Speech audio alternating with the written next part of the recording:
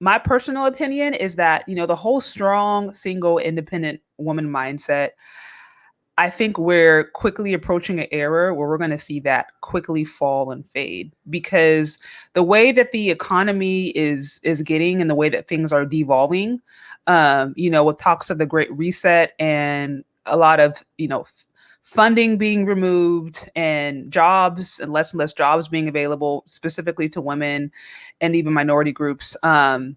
I think many are going to find that they just can't survive under that mindset. Now, of course, yes, I know women. I know, the small percentage, those who are able to make it and who have a pretty solid living. But by and large, if you try to go this thing alone, especially within the up and coming months or years, I think you're going to find yourself on really, really hard times. And this isn't just my opinion. This is just not my just opinion that came out of nowhere. There are large, reputable sources reporting on this. I mentioned this in a previous live where Time Magazine came out and said that single women are the most at risk. Single women are the most at risk for homelessness, with the rent moratorium happening. They're the most at risk. They are the most likely to face not only, economic hard times, but to literally face being on the street, single mothers and their kids. And there's reasons for this. But that's reality. And again, this is Time Magazine. Again, my heart is to really have these real conversations, especially with women, and say, hey, this is what's going on. And so if you are a woman who kind of has been brainwashed, like many of us have been, to believe that, hey, you have to be independent, you have to be strong, you have to do this by yourself. Or you should do this by yourself. You should secure the bag. Just all the stuff that we've been sold all these decades, these last 50, 60, however many years. I think we are quickly approaching a time where we'll see that that's just simply not going to do it. It's just not. And like I said, there's reasons for this. So I wanted to read this. Let me see, pull this up. I wanted to read this article that I saw. It says, I'm really going to be homeless with my dog. Tenant face eviction moratorium end. Let's see if I can read this here. Oops. So just to go into it. Literally, the premise of the story is I think they were interviewing a few people. And, there's this one woman in particular. This was a ambitious woman, and she moved down to New Orleans to pursue her careers of being a chef. And then life happened. So let's just hop right into the article.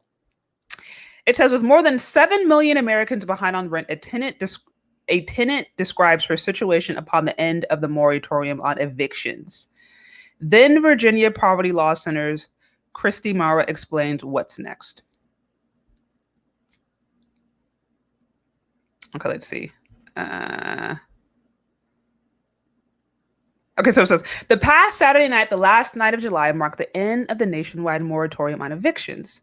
That moratorium was put in place by the CDC last September. It's been extended several times.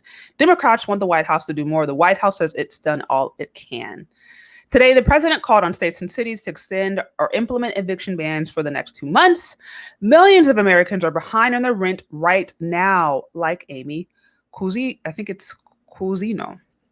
She is 49 years old. She's from Detroit, Michigan, but she moved south 3 years ago to pursue her dream of becoming a chef in New Orleans.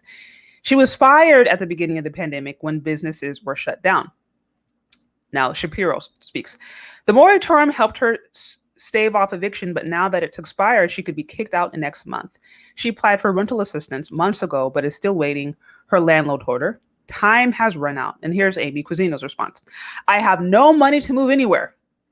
Even if I had somewhere to move, and I tried, I did actually get a job about 4 weeks ago in the place that I got hired the day after my birthday, but they closed down my department because of a Delta outbreak.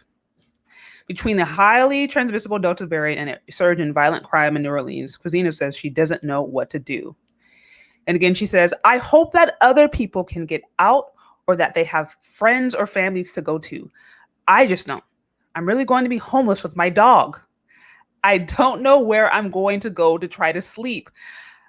I've been trying to look at places when I'm walking to the store and back. Is there an alley that I can go in? I don't know.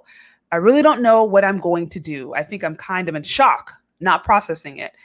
Because if I do, I'm just going to fall apart, and I can't do that.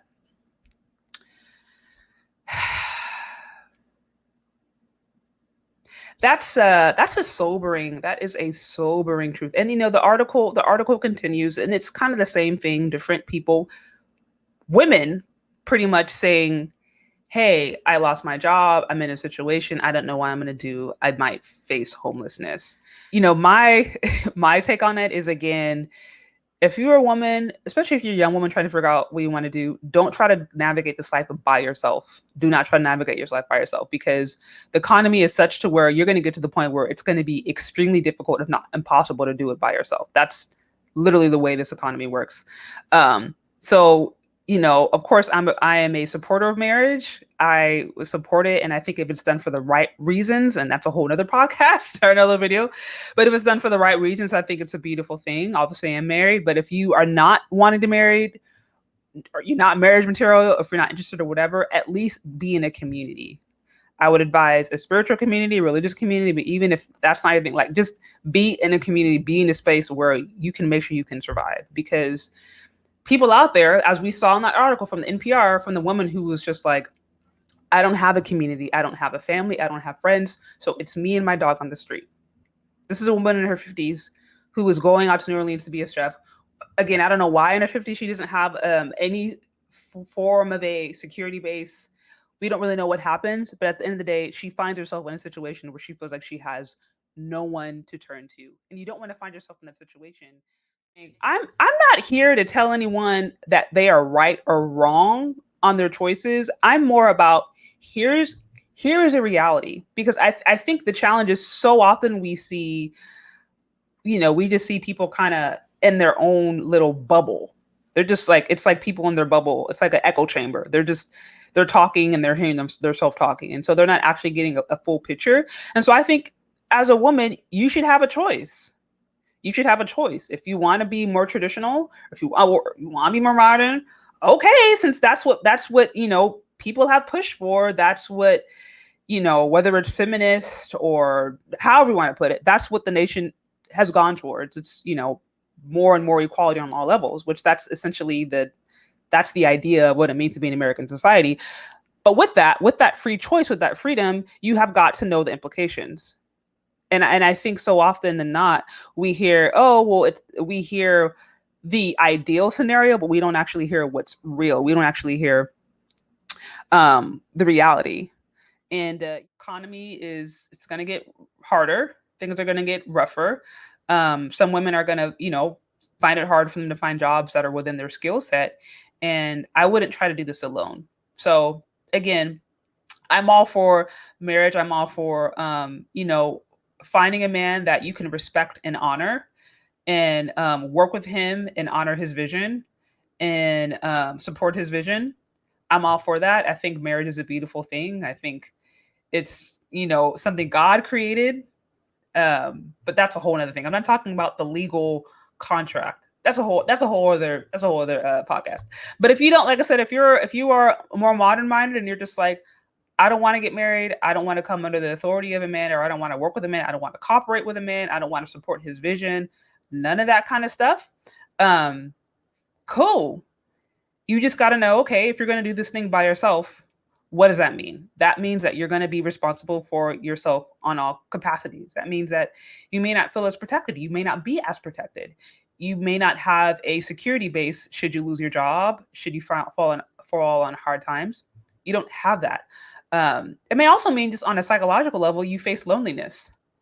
I don't really hear a lot of people talking about that all the time when in this independent mindset. But you may face loneliness, even if you decide to have multiple sexual partners, which I do not support. But even if you decide to do that, you may face some loneliness when you say you're invited to a wedding, or you're not even invited to a wedding. You may just be, I don't know, walking down the street, and you see a family or a woman with her kid. Like, these are the kinds of things that weigh on women sometimes. And so you have to know, if you decide to be modern minded, those are the implications.